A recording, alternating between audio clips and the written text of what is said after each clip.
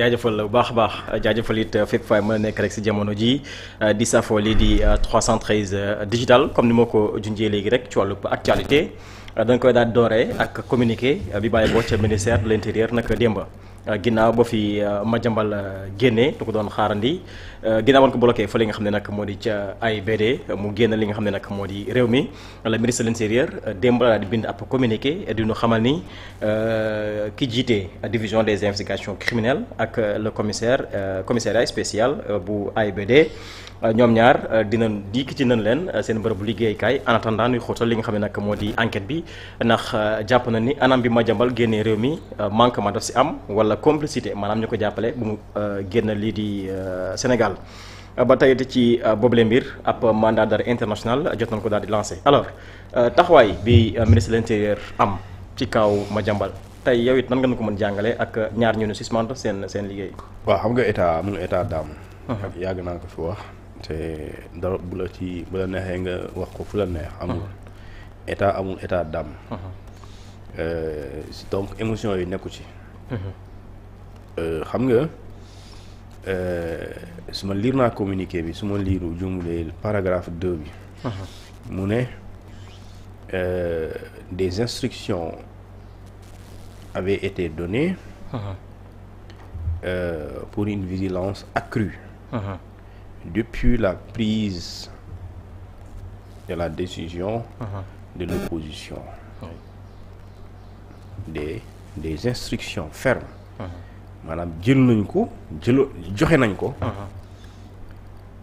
pour ñu bàyyi xel ci surveillance bi mu am solo lool. mooy surveillance accrue. depuis bu ñu jëlee la décision d'opposition. Ça veut dire que nekkuma dans le secret de l'administration bi yore loolu. wante xam naa tout de suite. si aujourd'hui dañ ne l'instruction des instructions ont été données.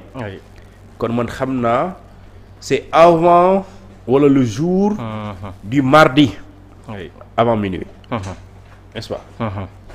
avant minuit donc à partir de date boobu noonu. c'est jusqu'à l'heure. à la minute.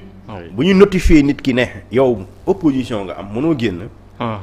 jamono jooju la surveillance devient accrue ou doit être accrue. léegi nag. ci communiqué ministre bi lay wax de.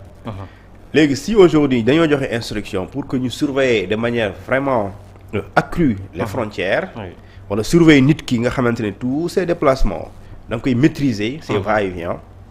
alors dans ce cas su ñëwee aéroport. wala laata muy dem aéroport sax. parce que dem aéroport bi sa problème la. est-ce que xam nga aéroport Blaise Diagne nekkul est-ce que du fii du aéroport Yoff. aéroport bu nekk fële ci Diamniadio. foofu la. alors si la supposons. Madiambal Diagne supposons. bu demul aéroport.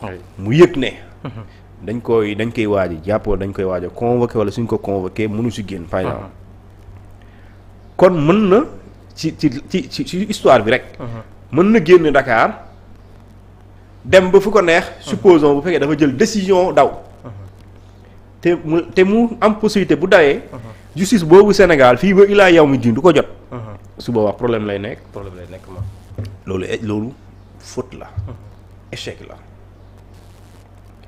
man jour bi ñu Madiambal Diagne waxee ne maa ngi France.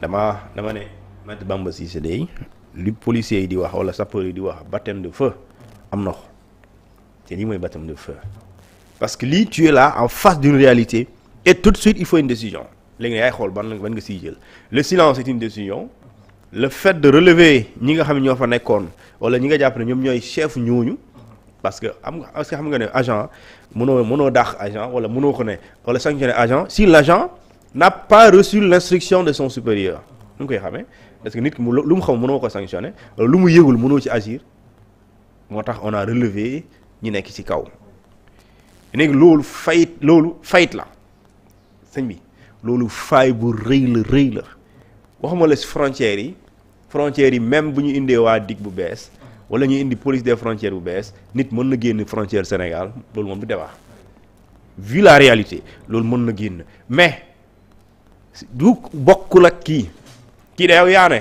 parce que le communiqué daf ne il y a eu une décision de l'autorité judiciaire boo xamante ni c'est pour une enquête judiciaire moo tax mu demander ñu def lu ñu tuddee opposition waa jooju noonu loolu c'est une mesure conservatoire parce que le juge il veut mu am assurance que ne kii nii may waaj a wóolu pour jël samay matukaay xaaral ma wax ak police pour ñu bañ ko pour mu am bañ am possibilité génn réew mi léegi ñu def opposition léegi opposition boobu en réalité même bu fekkee na nga ko ne dafa am surveillance accrue au niveau des frontières mais aussi à Dakar ah léegi ça veut dire que donc quand il quitte l'aéroport au moins waroon nañ xam juste bu dee même 6 heures du matin war nañ xam fan ak fan lay dugg loolu vraiment loolu ça c'est terre à terre.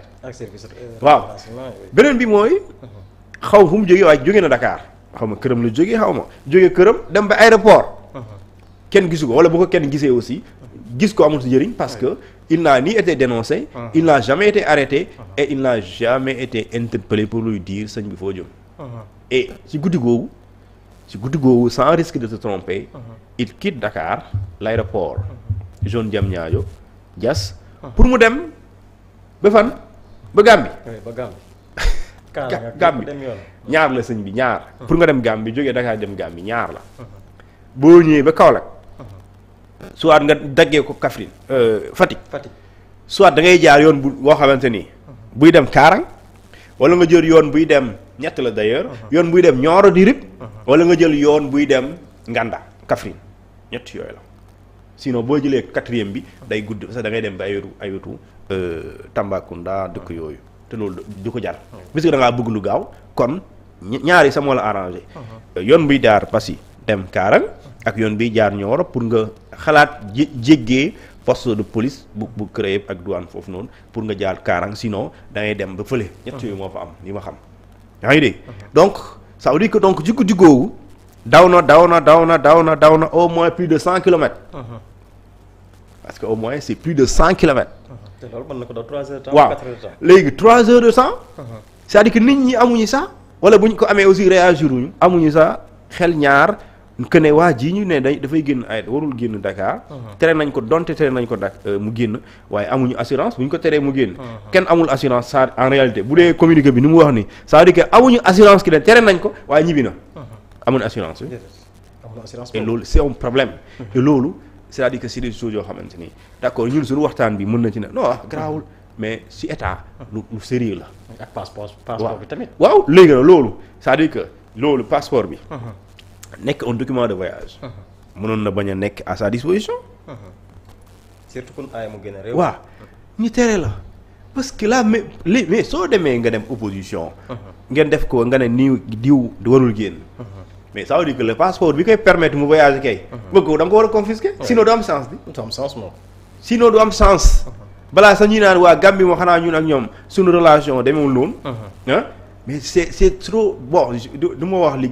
liggéey nit nga def pare c'est trop facile waaye bu doon vraiment rigueur am na ci wala comme ni mu war a amee noonu may xam ne du am na yoo xam ne mënul nekk parce que non c'est trop easy c'est trop facile et maintenant le ministre de l'Intérieur moom la ñu sant en tout cas ñu dénk ko kaaraange réew mi ñu dénk ko aussi surveillance des frontières ba pare am ay services yoo xamante ni ci ministère am la ñu bokk ñooñu di ko rendre compte wala mu leen di jox instruction léegi nag instruction moom wàllu sëñ bi ordre la ordre moom boo ko jotee da ngay exécuter soo ko exécuté wul da ngay wax il faut nga joxe sur force majeure wala nga expliquer nit et am na yenn explication si duñ taxaw parce que vraiment il s'agit léegi bu doon supposons beneen contexte la ñu ne ñu ne cette personne là est une personne dangereuse supposons léegi ñu ne ko léegi surveiller ñu waa ji parce que ku dangereux la donte mu ngi ci mbedd mi léegi da ngay xaar ba mu rey nit wala mu rey nit rëcc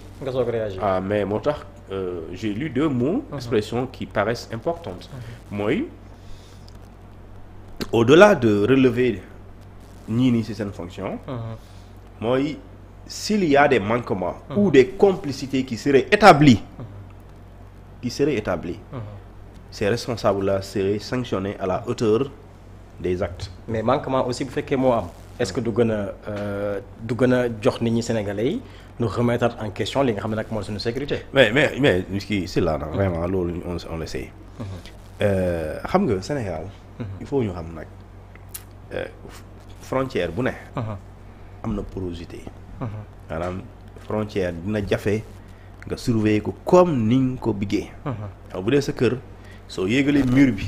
ba mu kawee nga xamante ne 3 mètres wala 2 mètres dina jafe nit bu dee dafa ritax dina jafe nit copp ci ngoo tëjee ñaari buntu kon di nga xam ne nit ñi fii rek lañ mun jaar en principe quoi léegi frontière du mur bu ñu teg nga xamante ne ñu ne waa benn porte la mur bi kenn mënu ko yëg dañ ko def mur électrique mais dañoo def poste de contrôle yoo xamante ni su dee da nga bëgg a jaar voie légale foofu rek ngay jaar waaw léegi celui qui décide qui n'a rien à cirer de ce qu'on appelle de la légalité lu muy def foofu lu muy jaar foofu boo fa jaaree ñu contrôler la mais doo fa jaar parce que Madiambal xam na bu ñu la waxee dañ laa teree génn donc cette information est partout dans le Sénégal parce qu'il y a ce qu'on appelle le système de communication interne, n'est-ce pas, des services compétents de l'État. La gendarmerie, les commissariats, dañoo interconnecté.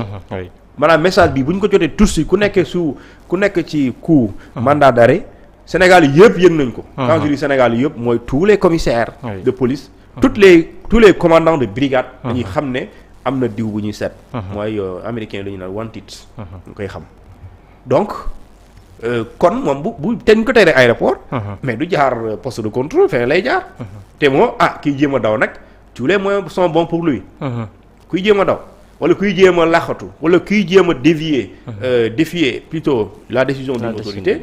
tous les moyens sont bons pour lui quand je dis tous les moyens sont bons. s'il le faut mu teg ci table 100 000. wala 1 million pour mu fay oto mu yóbbu ko. dafay def s'il le faut. mu mën a fay nit. kooku jàppale ko si yombal ko si. kooku bu nangoo dafay def. léegi reste à voir léegi su ko defee kooku jàppale ko su dee am na. ak moom mi ko yóbbu su dee xam na ko. lan mooy système responsabilité. mais moom li mu bëgg mooy je veux coûte que coûte quitter le Sénégal. je veux aller en France et je vais aller. loolu mooy objectif. et il a réussi à le faire. donc maintenant quand il réussit à le faire. il met l'État devant ses responsabilités. et les responsabilités de l'État du Sénégal. la première étape c'est d'abord prendre ses responsabilités. mooy lan am na problème jàpp nga ne faay am na. donc jàpp nga ne am na ay manquements wala ay complicité. alors c'est une enquête interne. au sortir de cette enquête ça c'est au niveau de liggéeykat yi. maanaam ñi nga xamante ne ñoom ñoo tourner autour de ça. bu pare beneen bi mooy. l'autre acte c'est la décision de la justice. qui a lancé un mandat d'arrêt international à l'encontre de Madiambal Diagne. oui loolu sax avant de si ñëw mais li ma bëggoon xam mooy interdiction de sortie du territoire boobu dañ la koy jox avant ngay voyager wala il faut nga ñëw ba ci aéroport pour mën ko yëg parce que loolu aussi coow la ñu si bëri ñu ngi naan loolu war nañ la ko yëgal avant ngay dem li nga xam ne nag mooy voyage parce que gisoon nañ ko ci kaw Mansour Faye gisaat ko aussi même chose si kaw ki nga xam ne nag moo di Madiambal Diagne. waaw xam nga interdiction de sortie du territoire. décision la. nous sommes en administration. En administration elle est écrite. Alors la notification c'est quoi? C'est un acte par lequel ñu xamal nit ki dara. lu nit ki lu autorité bi décider wala lu mu bëgg a def ci yow. donc loolu l'idéal en tout cas. mooy nga bindal ko note ne ko sëñ bi. yow dañ laa interdire nga génn réew mi. léegi nag comme aussi mën na la ko notifier. ci benn poste de contrôle maanaam nga ñëw. puisque nous sommes dans le monde aéroportuaire.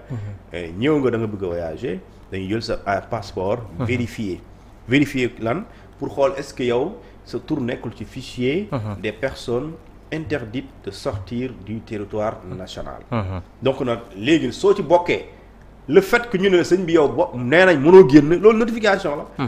parce que Sénégal nit ñi lan lañ bëgg a dégg lan mooy notification. notification mooy xamal nit ki dara rek. loolu mooy notification. ñu si bëri ñu ngi naan notification këyit la bu ñu ñëw fekk la sa kër jox la ko. notification mooy.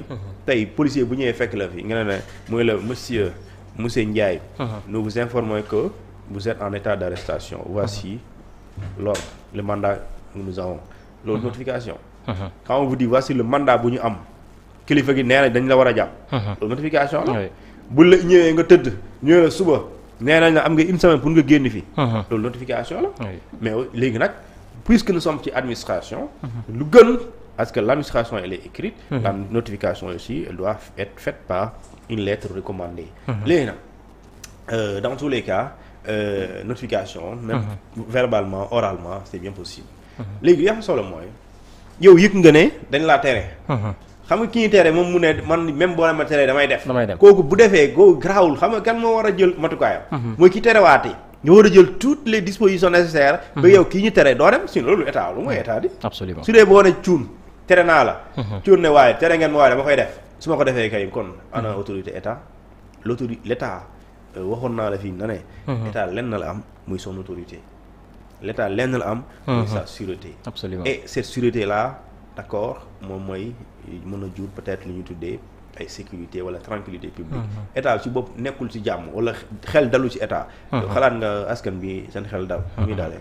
donc je dis bien l'autorité l'état n'a que son autorité. absolument d'accord moo tax su waxee dara dafay jël dafa war a jël les moyens. de l'exécution de sa décision. maintenant ministre bi nee na joxe nañ instruction yu ferme. pour ñu def surveillance bu accrue et malgré cela le sieur Madiambal a pu sortir. gis naa nag ñi ñoo xamante nee nañ génn. vraiment lu Sénégalais bëgg a werante.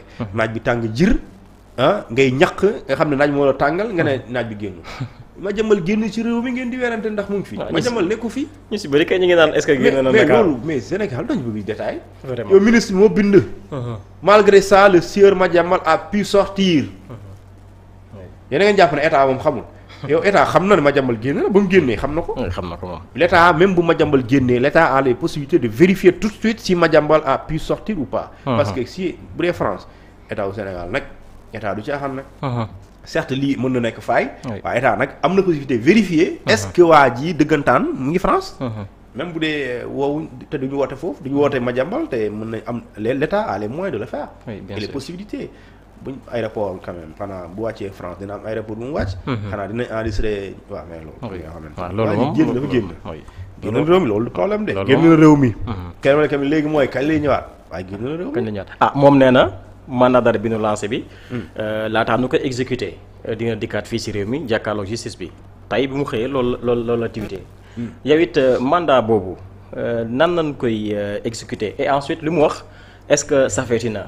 maanaam du xaar nu exécuter bi les mandats dina ñëwal boppam jàkkaarloog justice bi. Madiambal nag il faut mu xam li moom mooy dicté justice ni muy def. waaw loolu moom dëgg la jël mu naan seen xel na daal déedéet du moom moo naan. avant ou après. c'est-à-dire que moom defal lu muy dem noo toog xaar rek. c'est-à-dire que bu ko état bu Sénégal. bu ko man xawma ci luñ nekk. quand je dis xawma ci lu nekk xaw ma ministre de la justice. comment on appelle ça le procureur là. mii dem def li ñu tuddee. Mandat par le procureur. Le collège des juges le collège des juges d'instruction. moom moo lancé le mandat d'arrêt international. alors les formalités en tout cas xaw ma fu ñu toll.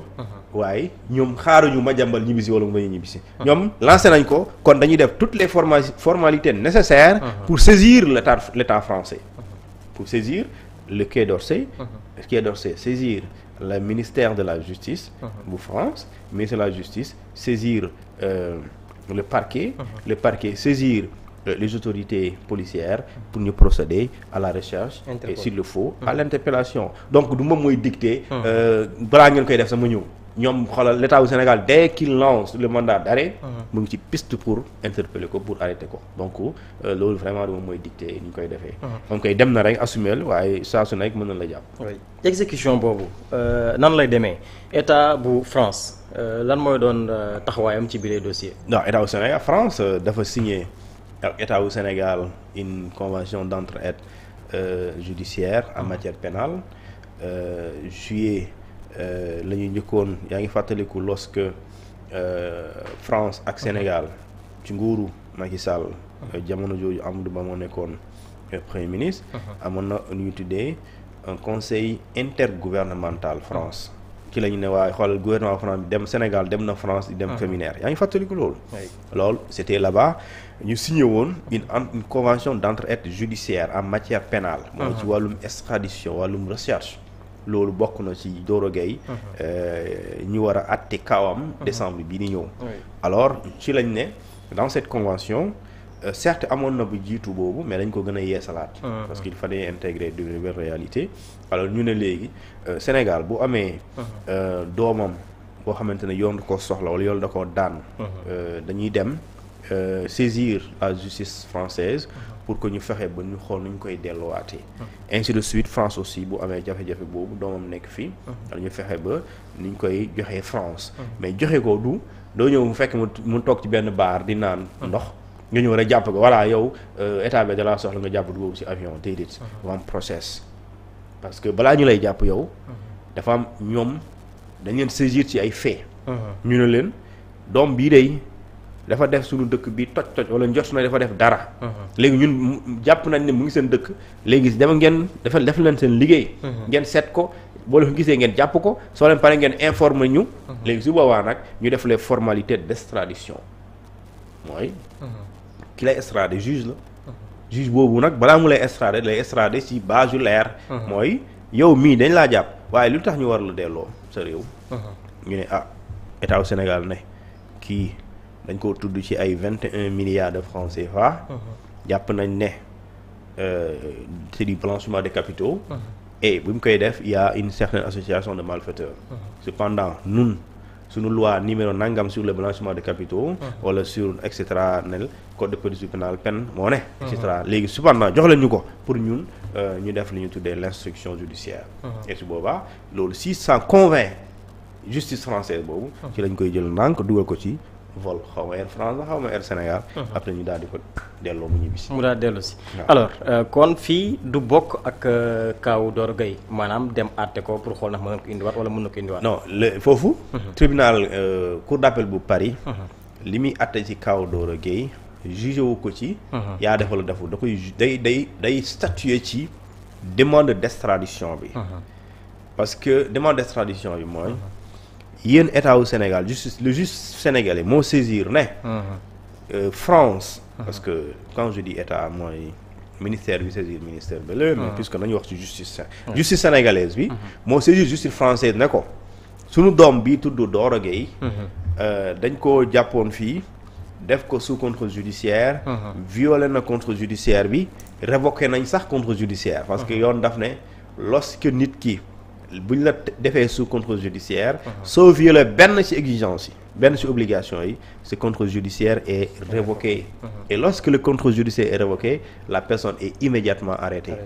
yaa ngi dégg. donc maintenant puisque nekkul à la disposition de la justice parce que il a échappé. il a fui alors dans ce cas soo nekkee ci réew bu ñu jàpp ne fa nga ne te ñuy sekk coopération judiciaire alors réewu Sénégal lu muy def rek mooy documents yu lay dajale.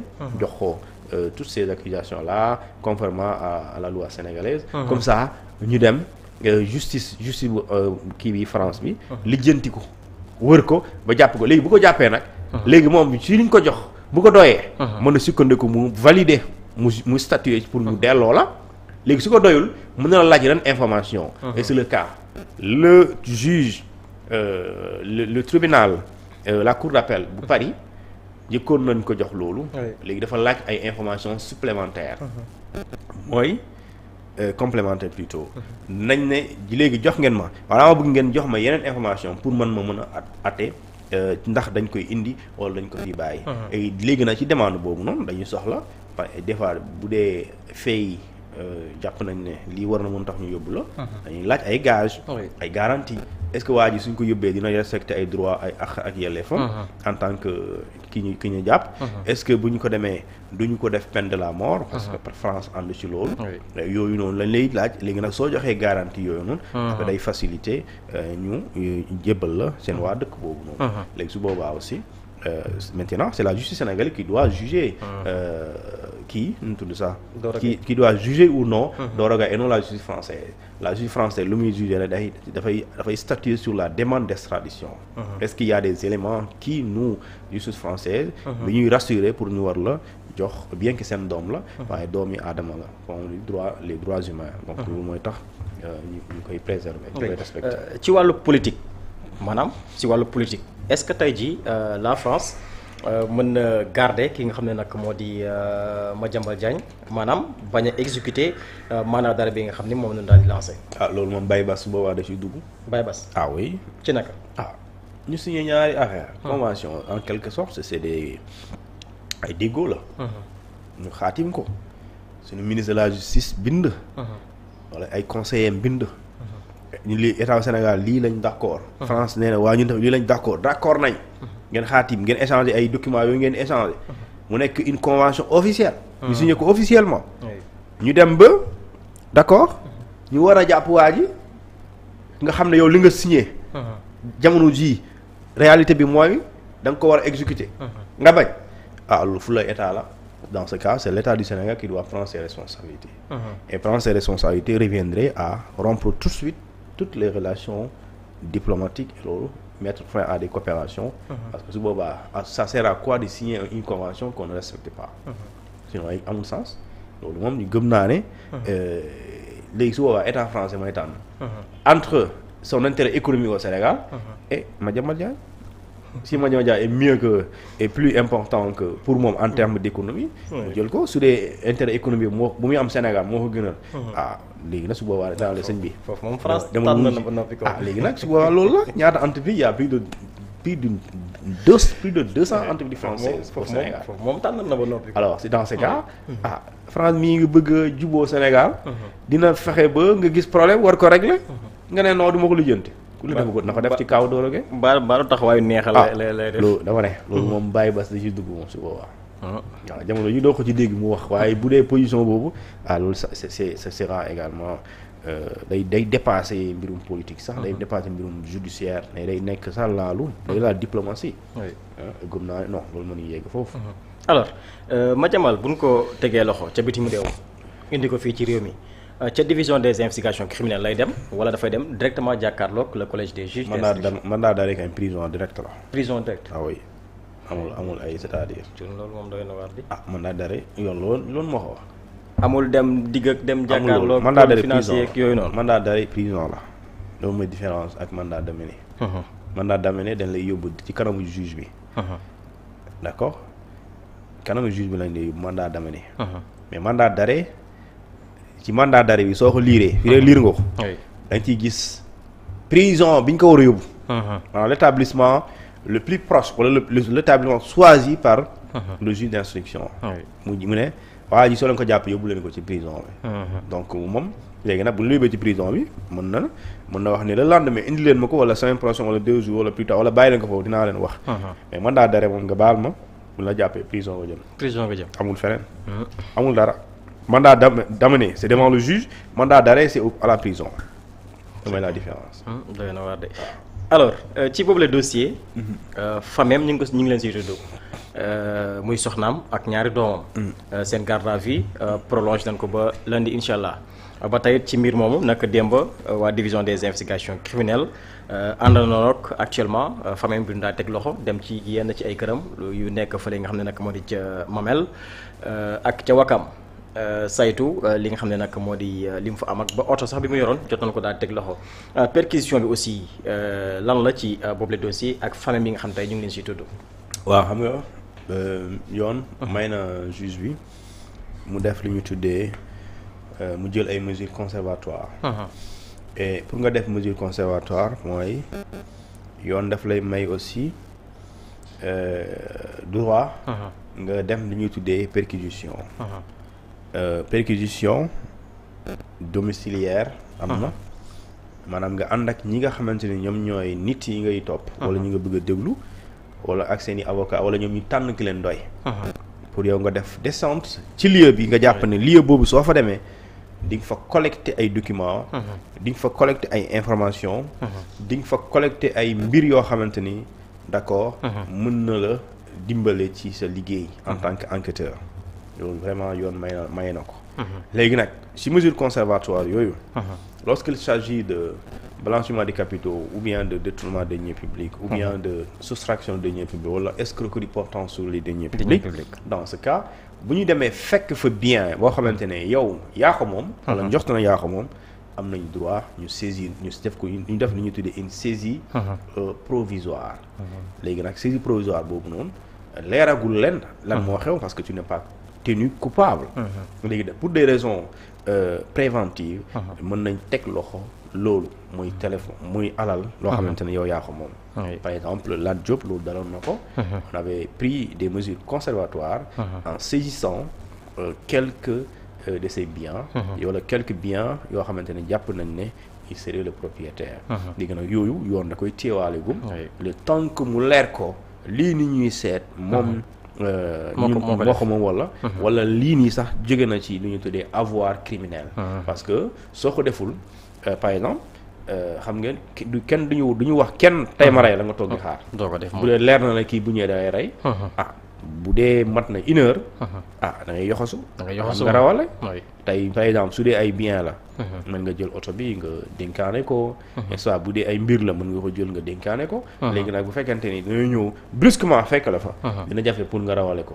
par exemple oto boobu noonu. waxuma di mënuñ koon rawale. waaye xalaatoo woon ne mën na ñëw tout de suite suba ñu kii la. moo tax nit booy def rek defal lu baax mooy. même sa téléphone bi sax. fi lay bettee sa doo xam. ñu ko doog moo te bu la jàppee ba pare jox sa téléphone. s'il vous plaît ouvrez votre téléphone nga ouvrir jamono yooyu da ngaa mën a effacer dara. parce que mosoo ko sóoraale. léegi noonu mooy perquisition yi mooy di certes dinañu ànd ak yow. waaye avant ñuy ànd ak yow di la ko wax. yow xalaatoo na dinañ ñëw si yow. et su boobaa loo xam ne lu gaara la mënoo ko nëbb. mooy problème bi loolu moom mooy problème bi moom. voilà léegi nag perquisition c'est quand même c'est dans le cadre normal. des procédures. oui très bien alors Thioune. président démb dafa def entretien ak France 24.